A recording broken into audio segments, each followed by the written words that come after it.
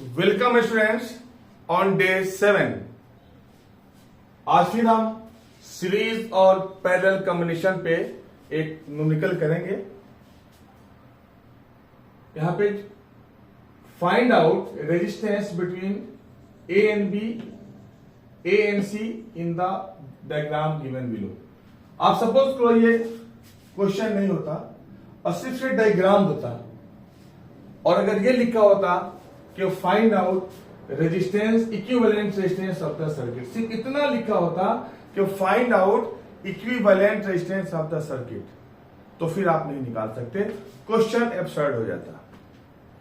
Reason बहुत ही clear है। Resistance के लिए या तो सेल का होना दिखाना जरूरी है कि सेल कहां पे है। अगर सेल नहीं है तो ये जरूर दिया रहेगा कि किस दो एंड्स के बीच रेजिस्टेंस निकालना होगा।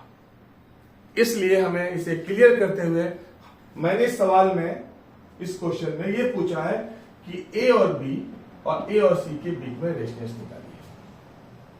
अगर इस तरह का कोई भी क्वेश्चन हो तो सबसे पहले हम इस क्वेश्चन को बहुत इजीली सॉल्व करने के लिए कंसेप्ट आप यूज कीजिएगा। अगर ए बी कहा जा रहा है तो ए और बी के बीच एक सेल लगा दीजिए,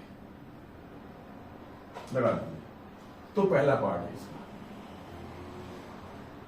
तो बहुत ही क्लियर है, हम 3 ओम सेपरेट हो जा रहा है और ये 1 ओम, 3 ओम और ये 2 ओम, ये हमारे सीरीज में आ जाते हैं।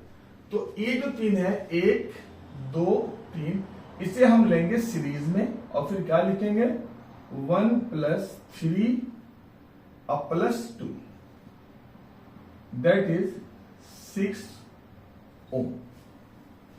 अब आपका डायग्राम कैसे बन जाएगा? बहुत ही सिंपल डायग्राम बन गया। ये यहां पर 3 ओम और यहां पे ये सब मिला के 6 ओम, और यहां पे हमारा बैटरी लगा हुआ है। ये हमारा ए है और ये बी है। अब ये दोनों किस में है? पैरेलल में। तो पैरेलल के लिए हम क्या करेंगे? 1/R P 1/6 + 1/3 = 18 3 + 6 = 9/18 = 1/2, then 1/RP = 1/2, thus RP is the total resistance and that is the 2 ohm। इसका मतलब है कि A और B के बीच में, और तो हमारे पास बहुत सारे रेजिस्टेंस है, इतने सारे हम रेजिस्टेंस लगा रखे हैं, लेकिन जो टोटल रेजिस्टेंस है वो सिर्फ 2 ओम के बराबर है।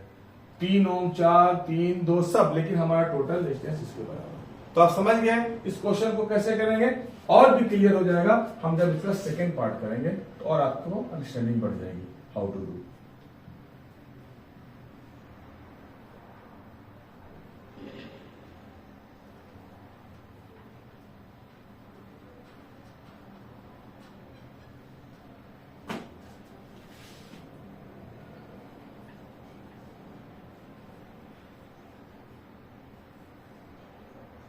नेक्स्ट पार्ट क्या है?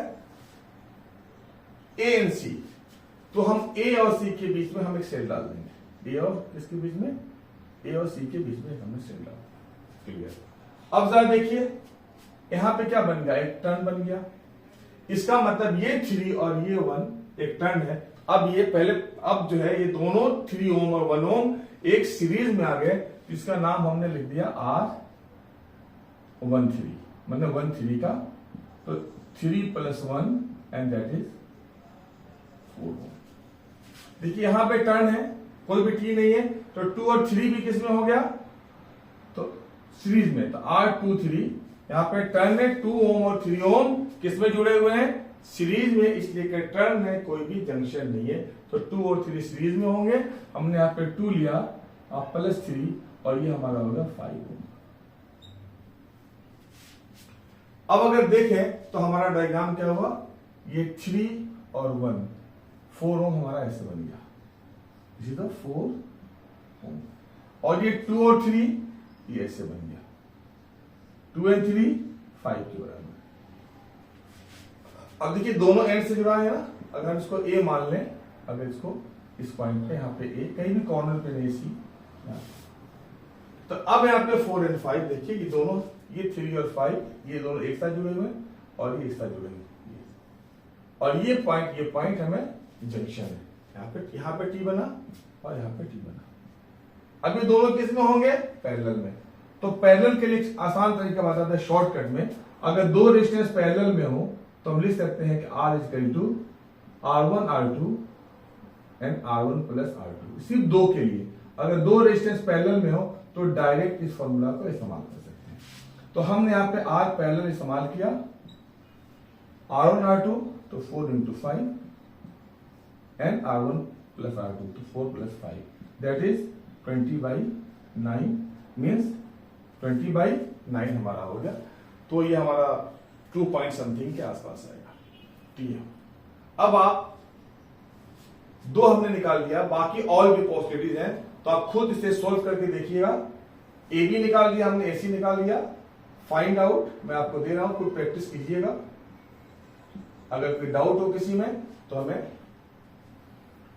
कहीं भी कोई क्वेश्चन में जो हम बताने जा रहे हैं, कहीं कुछ डाउट हो तो हमें आप पूछिएगा, जो कमेंट बॉक्स है कमेंट बॉक्स में डालिएगा। तो find out A B between A and B, एक ये पॉसिबिलिटी है, ये तीसरा पॉसिबिलिटी मिल है, दो तो मैं कर चुका हूं। Fourth between B and C, between B